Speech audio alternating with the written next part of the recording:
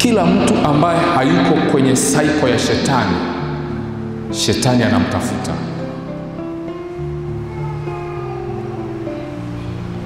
Na bahati mbaya wengi huwa tunafikiri kwamba wale wanaoanguka pengine na mapepo tu, tunafikiri kwamba wao ndio pengine ambao shetani amewakamata. Unaweza ukawa hauna mapepo ya aina yoyote,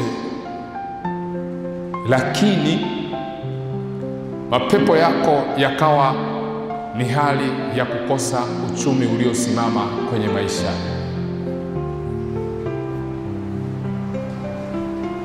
Na hii ni akili ambayo shetani anaitumia kwa uweledi mkubwa sana.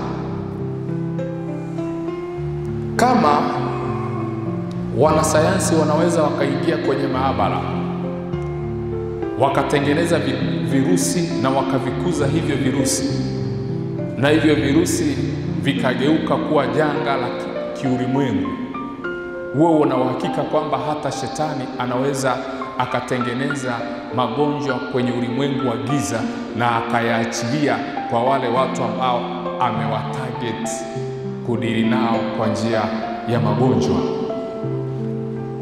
kwamba anajua kabisa akileta aina fulani ya ugonjwa, hata kama kipato chako ni kikubwa kiasi gani, lazima hicho kipato kitadrop.